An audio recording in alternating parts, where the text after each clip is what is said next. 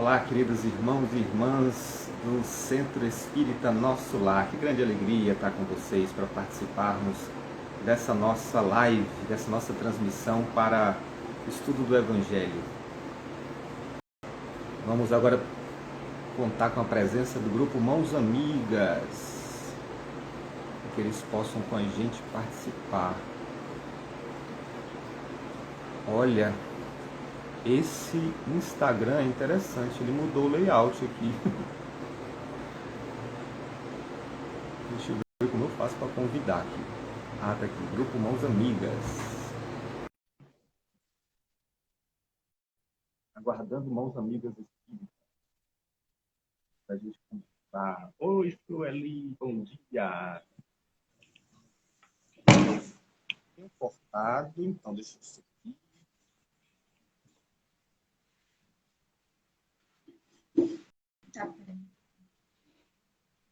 Olá. Vamos já iniciar a nossa exposição. Estamos só aqui nos preparando para que a gente possa fazer o trabalho da melhor forma possível. Sempre aqui o Centro Nosso Lar, com essa ação inovadora de contar com a interpretação para Libras, do Grupo Mãos Amigas. Oi, você pode me dizer seu nome?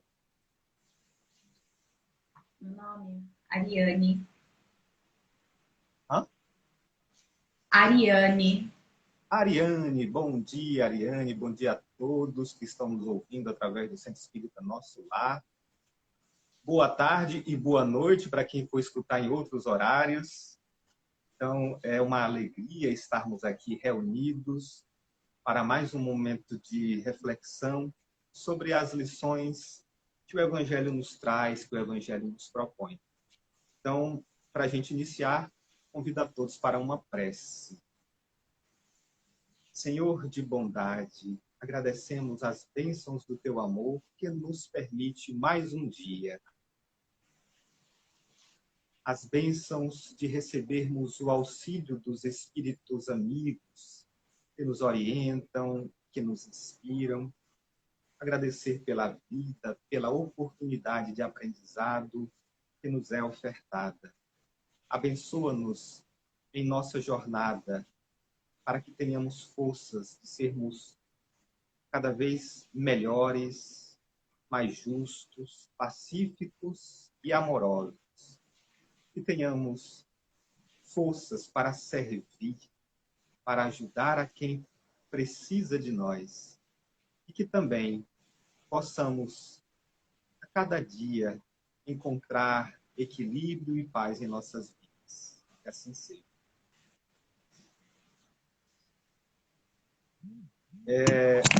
Ariane, né?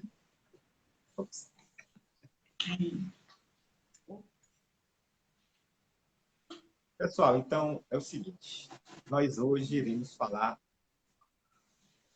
sobre esse tema, a fé e a caridade. É um tema que nos foi proposto pelo Centro Espírita Nosso Lar, e eu quero começar com uma pergunta. Você é uma pessoa de fé? Você tem fé? Segundo o último censo do IBGE, que foi em 2010, 90% das pessoas do Brasil, de cada 10 brasileiros, 9 se acham uma pessoa de fé. Uma pessoa que tem uma crença, tem uma religiosidade. Por isso, a sua resposta deve ter sido, sim, eu tenho fé. Mas aí vem uma outra pergunta. A sua fé torna você uma pessoa melhor? Porque, às vezes, a nossa fé é apenas uma característica do nosso ego. É algo que nos diferencia dos demais. É como se a gente dissesse, eu sou torcedor do Flamengo, ou eu sou torcedor do Vasco, do São Paulo. É apenas uma característica da minha personalidade. Mas isso me torna uma pessoa melhor? É apenas como se eu dissesse, eu sou teresinense, eu sou campo-maiorense, que é o meu caso, mas essa característica que me diferencia dos demais me torna uma pessoa melhor? Se eu disser apenas sou espírita, sou católico, sou judeu, sou budista, isso me torna uma pessoa melhor que os demais? Aliás, vou refazer o comentário. Isso me torna uma pessoa melhor, um ser humano melhor? O que a gente percebe é que não. Às vezes, a fé, ela inclusive é um instrumento de egoísmo. Olha que coisa curiosa. Muitas vezes, a fé é utilizada para oprimir, para tiranizar, para ofender. Nós estamos falando da fé adoecida, da fé que ela é enganosa, ilusória, não da fé verdadeira. Mas muitas vezes nós adotamos essa fé que é ilusória, que é falseada, que é mal interpretada.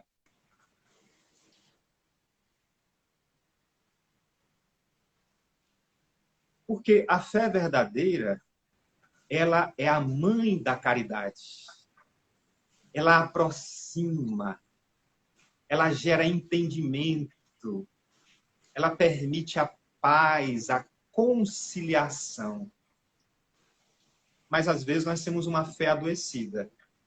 E essa fé não nos torna pessoas melhores. E eu vou dar alguns exemplos. Por exemplo, quando nós queremos impor o nosso jeito de crer, e a gente diz assim, só o meu jeito de ser é o correto, só o meu jeito de crer é o correto, só o meu jeito de acreditar em Deus é o correto. Se você não faz as cerimônias e os rituais que eu faço, você está errado. Então, quando eu digo isso, eu estou fazendo com que a minha fé seja um instrumento de segregação, de separação, preconceito. A fé, nesse caso, ela não me torna uma pessoa melhor, um ser humano melhor. E existe muito isso. Só o meu jeito de ser é verdadeiro. Só o meu Deus é o verdadeiro. Como se existisse mais de um Deus, né? Então a gente percebe com isso que às vezes a fé é um instrumento de egoísmo e não de caridade. Uma outra situação é quando a gente busca a fé apenas para atender os nossos interesses egoístas, imediatos. Às vezes a gente diz assim, olha, eu só vou para aquela igreja, eu só vou para aquele culto, eu só vou para aquele centro espírita se o meu problema for resolvido. Senão aquele lugar não serve para mim. Senão aquele lugar não adianta para os meus interesses. E aí muitas vezes a gente sai pulando de religião, a gente sai mudando de casas, de grupos, porque o anterior não atendeu ao meu interesse, às minhas necessidades. Às vezes, a gente está com um problema na família, por exemplo, e dizer assim, não, eu tenho que ir para um local que tem que resolver os meus problemas na família. Às vezes, a gente está com problemas financeiros, não está bom. Aí, Não, eu tenho que ir para um local que me ajude a ter prosperidade financeira. A fé que eu tenho em Deus tem que me dar prosperidade, riqueza, bens materiais. É para isso que serve a nossa fé? Para atender interesses, para atender vontades pessoais? Às vezes, é até no ato de orar, durante a oração, a gente mostra que a nossa fé está sendo instrumento de egoísmo. Como assim? Vou dar um exemplo. Não sei se acontece com você, mas a gente vê acontecendo normalmente. Por causa da nossa fé, a gente aprende a orar. A gente aprende a conversar com Deus.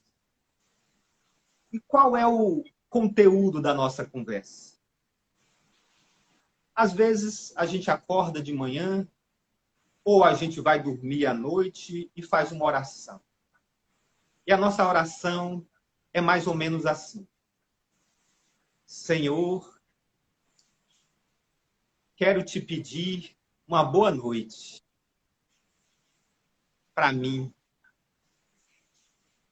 Senhor, peço que amanhã eu possa bater aquela minha meta no meu trabalho. Eu possa alcançar aquela promoção que eu tanto quero. Senhor, eu peço que o Senhor me ajude a ter saúde. Eu quero ter saúde. Senhor, cuida da minha casa, para que nenhum mal chegue nela. Senhor, cuida da minha família, que todos sejam protegidos. Assim seja. Qual é o problema dessa oração? É que ela foi egoísta. Não tem mal nenhum a gente pensar na gente.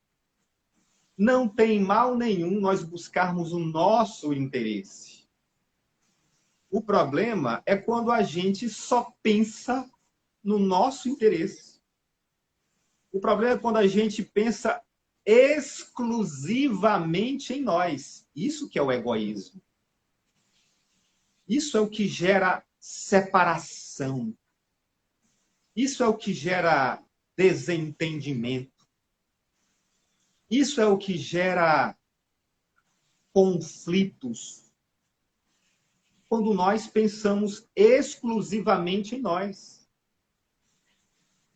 Se a fé não nos desperta para a possibilidade de nos unirmos ao outro, de entendermos o outro como nosso irmão. Se a fé não nos desperta para compreender que o que acontece com o outro me afeta e o que acontece comigo afeta o outro, então essa nossa fé está doente. Essa nossa fé está fragilizada. A fé, ela tem que contribuir para que haja fraternidade, para que haja solidariedade, para que haja caridade. E normalmente essas coisas acontecem porque nós pensamos demais em nós mesmos, somos egoístas. Olha aqui o comentário, deixa eu ver se eu consigo ler, Ariane. É uma prece vaga, egoísta. Precisamos, a princípio, ser gratos a Deus pelo dom da vida e por tantos dons que Ele nos confiou. Pois é, a gente percebe muitas vezes que nessas pequenas ações nós temos revelado o nosso egoísmo. E a fé, nesse caso, ela não nos torna seres humanos melhores. Porque a gente tem que compreender que a fé, ela se estende, se alarga, transcende além desse plano físico.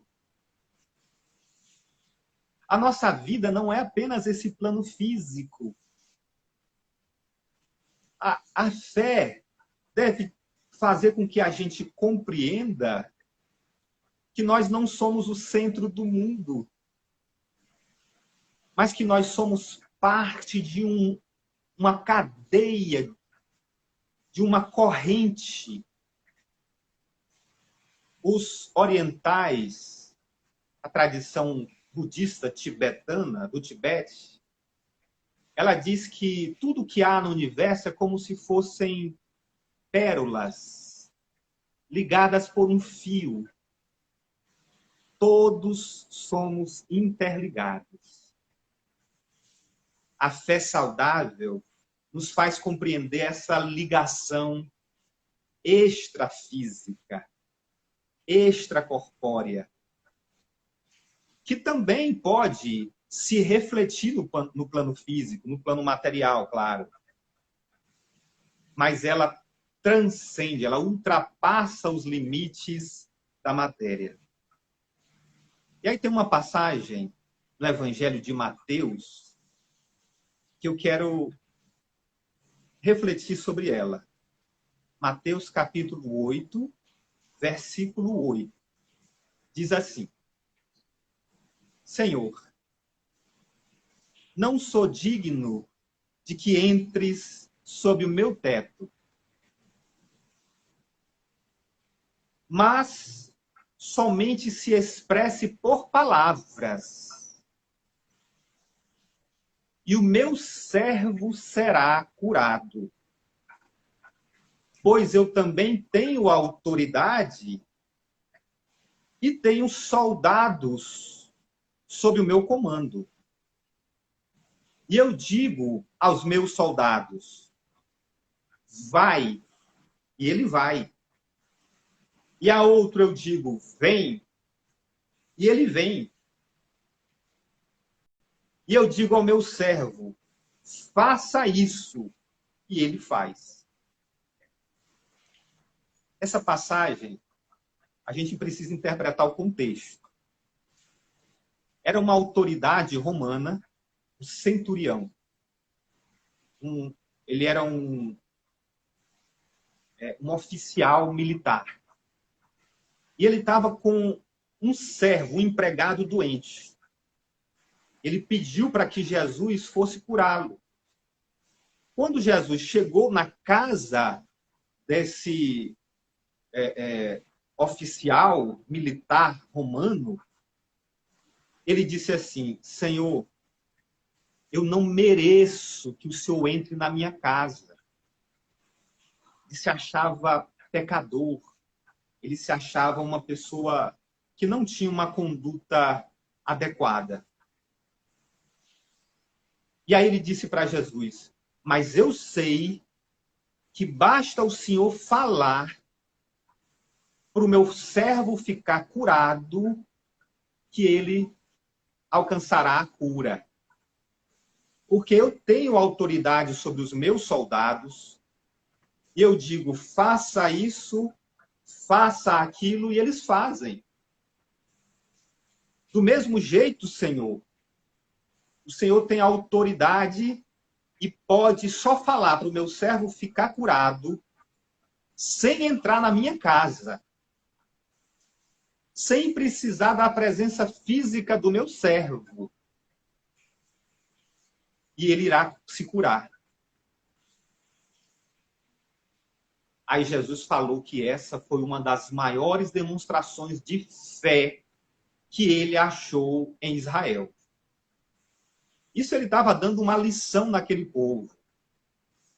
Olha, eu estou achando aqui nesse homem uma das principais demonstrações de fé. E ele nem é judeu. Ele é o dominador romano que vocês tanto desprezam.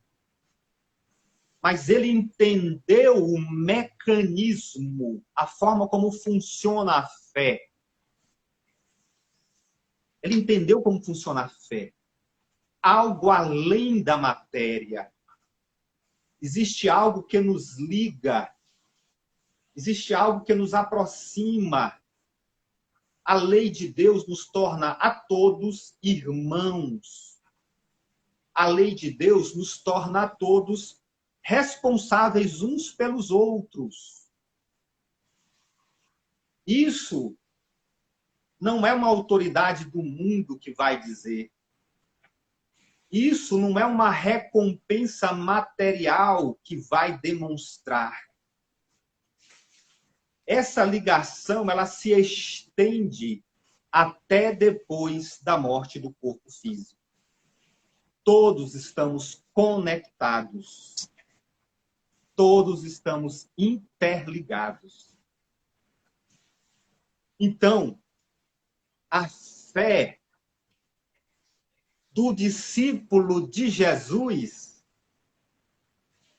não é aquela só para dizer eu sou católico, eu sou espírita. Não é apenas um elemento de identidade exterior. A fé para o discípulo de Jesus é a que faz com que a gente busque praticar o que ele ensinou. Então, a nossa fé, ela é saudável. Não quando a gente busca apenas dizer eu tenho fé, mas quando a gente busca fazer da fé um elemento de trabalho, um elemento de serviço em favor do nosso próximo, em favor do nosso semelhante. Ariane, eu não sei se está tendo comentários. Estou vendo aqui. Irecê Galas, bem-vindo ao palestrante, ao grupo Mãos Amigas. Vocês me desculpem se eu não estiver respondendo, porque às vezes a gente fica tão concentrado e esquece de olhar os comentários. Então, a fé para o discípulo de Jesus é instrumento de trabalho, é instrumento de serviço. Apesar de toda a incompreensão do mundo, apesar de todo o mal que existe no mundo, a fé é um instrumento que nos impulsiona para servir, para o exercício da caridade. E como é a fé, a caridade, e como é a caridade, segundo nos orienta Jesus? Lá nos livros dos Espíritos, Kardec quis saber qual o verdadeiro sentido da palavra caridade, segundo a entendia Jesus. Para nós que queremos ser seus discípulos, seus seguidores, o que deveremos entender como caridade? Ou seja, a nossa fé só é útil se for para sermos caridosos. Mas o que é a caridade? Os Espíritos respondem. 3 coisas básicas. Ser bom para com todos, sem distinção. Ser bom para todos, ser indulgente, ou seja, não ficar apontando os defeitos de ninguém e perdoar as ofensas. Você observa que isso aí não tem nada a ver com templos, não tem nada a ver com cerimônias, não tem nada a ver com rituais. Isso aí depende apenas do desejo interno, íntimo, de viver em comunhão com Deus, de buscar uma harmonia com a lei de Deus. Tudo isso aí que os espíritos identificaram como sendo a caridade pode ser praticado por qualquer um de nós. Nós, às vezes, confundimos caridade com assistencialismo. É claro que existem muitas pessoas que precisam de apoio financeiro, que precisam de doação de alimentos, de medicamentos. Há muitas pessoas nesse momento precisando de recursos materiais, de uma sopa que se faz. Mas não é só isso a caridade. E a gente percebe que muitas vezes pessoas que realizam essas ações de assistencialismo, elas nem sempre são caridosas. Nem sempre o assistencialismo é caridoso. Porque se eu busco o reconhecimento, se eu busco a gratidão, se eu quero gerar dependência nas pessoas do meu gesto, se eu quero ser admirado, se eu busco que a pessoa depois venha me recompensar com algo em troca, isso não é a caridade. A caridade, ela tem que ser algo desinteressado, sem buscar nada em troca. E ela pode ser feita em todos os momentos, em todas as ocasiões, entre as pessoas. Toda vez que a gente trata bem alguém, toda vez que a gente deixa de comentar os defeitos, as falhas dos outros, deixa de julgar alguém, toda vez que a gente perdoa as falhas, os erros de alguém, nós estamos exercitando a caridade. Ser bons, ser indulgentes e perdoar. A gente pode fazer isso em casa, a gente pode fazer isso no trabalho, a gente pode fazer isso dentro do ônibus, indo para um compromisso. A gente pode fazer isso com o vizinho. Então, não necessariamente a caridade é algo feito para pessoas em situação de vulnerabilidade social. Não necessariamente. A caridade é um elemento que liga os seres humanos de forma solidária. Quando a gente enxerga o outro como um irmão, um semelhante. Toda vez que a gente faz isso, a gente faz a caridade. E a fé só é útil quando nos faz ir em direção ao próximo para perdoar, para não julgar e para ser bom no limite das nossas forças. Isso é a caridade. Então, se a nossa fé não nos torna pessoas melhores, ela precisa ser tratada. Ela precisa ser curada. Porque ela está doente. Ela está adoecida. E aí, para a gente encerrar, eu trouxe aqui uma mensagem do espírito Meimei, através de Chico Xavier.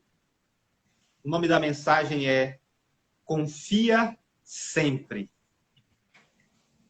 E diz assim: não percas a tua fé entre as sombras do mundo. ainda que os teus pés estejam sangrando, segue para a frente, erguendo-a por luz celeste, acima de ti mesmo. Crê e trabalha, esforça-te no bem e espera com paciência. Tudo passa e tudo se renova na terra. Mas o que vem do céu permanecerá. De todos os infelizes, os mais infelizes são os que perderam a confiança em Deus e em si mesmos. Porque a maior infelicidade é sofrer a privação da fé e prosseguir vivendo. Eleva, pois, o teu olhar e caminha, luta e serve, aprende e adianta-te. Brilha a alvorada além da noite. Hoje, é possível que a tempestade te amasse o coração e te atormente o ideal, te aprisionando na aflição ou te ameaçando com a morte. Não te esqueças, porém, de que amanhã será outro dia. Isso mostra para a gente que a fé nos dá sustentação, nos dá equilíbrio pessoal diante das provas, mas a fé também nos estimula a solidariedade, a fraternidade, o entendimento, a conciliação entre as criaturas. Todos somos irmãos. Deveremos entender isso, nos tratar como irmãos. Se a fé nos ajuda a compreender que somos irmãos e que temos um dever de trabalhar pelo outro, como queremos também o nosso próprio progresso, a nossa própria evolução, então essa fé, ela está contribuindo para a construção do reino de Deus, já aqui na Terra e em nossos corações. Quero agradecer a todos pela atenção. Quero agradecer a Ariane pela... Ariane, né? Pela sua interpretação. E quero convidar todos para uma oração para a gente encerrar nossa atividade.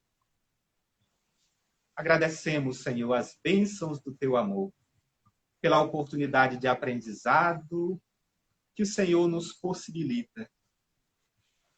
Queremos aproveitar o dia da melhor forma, Senhor, buscando ser úteis, buscando servir, tentando nos melhorar e superar as nossas limitações pessoais, para que sejamos capazes de nos tornar instrumentos eficazes na distribuição do amor, da solidariedade e da paz.